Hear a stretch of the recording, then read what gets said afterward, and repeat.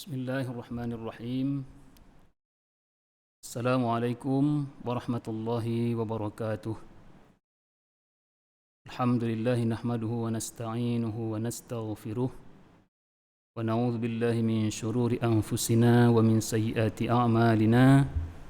Man yahdihillahu fala mudilla lahu wa man yudlil fala hadiya lahu.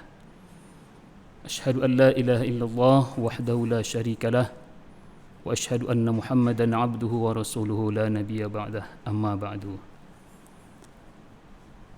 Setiap kita menginginkan kesehatan, baik itu kesehatan jasmani maupun kesehatan rohani, baik itu kesehatan jasmani maupun kesehatan rohani. Dan setiap kita pula tidak menginginkan sakit, baik itu sakit jasmani, sakit fisik maupun sakit rohani atau sakit mental. Paling tidak ada 6 penyakit yang harus kita jauhi, dan kita tidak ingin terkena dalam penyakit ini. Penyakit ini sangat berbahaya, baik itu secara fisik maupun mental. Yang pertama adalah penyakit TBC, yaitu terlalu banyak curiga. Curiga aja sama orang lain. Ini adalah satu penyakit yang berbahaya. Datang tamu ke rumah kita, jangan-jangan mau minjam uang, jangan-jangan mau itu mau ini. Datang saudara ke rumah misalnya, jangan-jangan. Kemudian kalau ada orang-orang yang mendekati dia, kadang-kadang curiga, jangan-jangan ingin menyakiti dia. Jadi terlalu banyak curiga itu adalah satu penyakit yang sangat berbahaya. Apalagi dalam keluarga.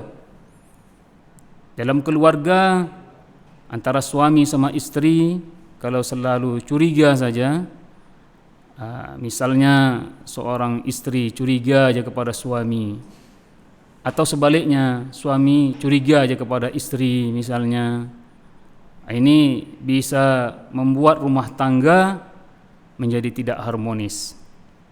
Kemudian penyakit yang kedua adalah penyakit flu, fitnah melulu. Asik fitnah sana, fitnah sini, memfitnah orang.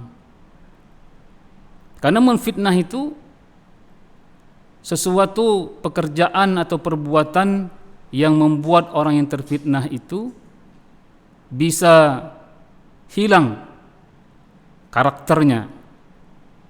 Ya, benar dalam Al-Quran menyebutkan bahwa al-fitnatu asyaddu minal qatl. Sesungguhnya fitnah itu lebih kejam daripada pembunuhan. Akibat dari fitnah, maka seseorang itu terkadang membunuh seseorang, dan akibat dari fitnah itu juga membunuh karakter seseorang. Membunuh karakter seseorang, misalnya seseorang ingin menjadi bupati, wali kota atau gubernur, dengan fitnah yang dilakukan oleh seseorang itu, maka terbunuh karakternya, hilang kepercayaan orang kepadanya. Itulah sebabnya fitnah itu lebih kejam daripada pembunuhan. Kemudian penyakit yang ketiga, asma. Amat senang membuka aib. Ya, amat senang membuka aib orang lain, menceritakan kejelekan-kejelekan orang lain. Ini penyakit-penyakit yang berbahaya. Dalam Islam, membuka aib ini, menceritakan kejelekan-kejelekan orang lain itu disebut dengan ghibah. Bahaya ghibah ini, menceritakan kejelekan-kejelekan orang lain itu disebutkan di dalam Al-Quran surah Al-Hujurat ayat 12. A'udzubillahi minasyaitonirrajim. Bismillahirrahmanirrahim. Ya ayyuhalladzina amanu, hai orang-orang yang beriman, ijtanibu katsiran minadh-dhann, jauhilah olehmu katsiran minadh-dhann, banyak buruk sangka. Inna ba'dadh-dhanni itsmun, sesungguhnya zan itu, buruk sangka itu adalah dosa. Wala tajassasu, wala tajassasu, wala tajassasu, tajassus. Tajassus itu sama dengan mencari-cari kesalahan orang lain. Wala yaghtub ba'dukum ba'dha, meribah, ya, meribah. Wala yaghtub ba'dukum ba'dha, jangan meribah.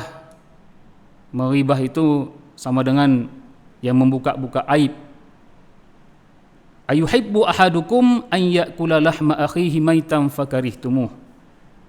Disebutkan dalam ayat itu juga bahwa membuka aib orang lain itu sama dengan memakan daging manusia yang sudah mati. Ayuhibbu ahadukum an ya'kula lahma akhihi maitan fakarihtumuh. Sukakah kamu memakan lahmun, daging akhih, saudaramu yang sudah mati? Ya, tentu fakarihtumuh, tentu kamu jijik. Wattaqullah, maka bertakwalah kamu kepada Allah. Jangan lagi suuzon, jangan lagi tajassus, menjelek-jelekkan, mencari-cari kesalahan. Jadi amat senang membuka aib itu. Ya, asma amat senang membuka aib adalah satu penyakit yang harus kita hindari. Kemudian yang keempat, aid, ange, iri, dengki dan syirik. Ya, ange, iri, dengki, ini juga penyakit-penyakit yang harus kita jauhi. Ya, misalnya tetangga kita beli AC, kita yang kepanasan. Tetangga kita beli kulkas, dia yang kedinginan. Ada orang beli mobil, dia naik mobil juga tapi naik mobil ambulan, akhir masuk rumah sakit. Ini penyakit yang berbahaya. Yang kelima, penyakit migrain, yaitu malas ibadah, gemar bermain. Ya, malas ibadah, gemar bermain.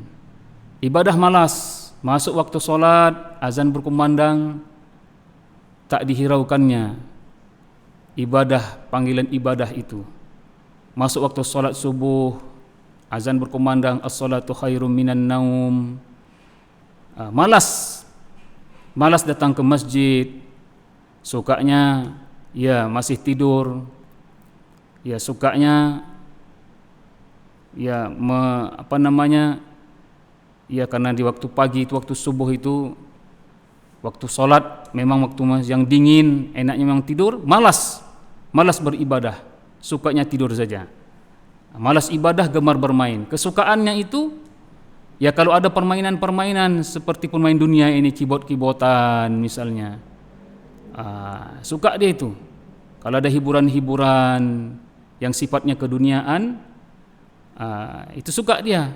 Jadi penyakit migrain ini, malas ibadah, gemar bermain ini adalah penyakit-penyakit yang berbahaya. Kemudian yang terakhir adalah penyakit asam urat, amat senang membuka aurat. Jadi penyakit yang keenam ini amat suka membuka aurat. Jadi padahal dalam Islam kita diperintahkan untuk menutup aurat, baik laki-laki maupun perempuan.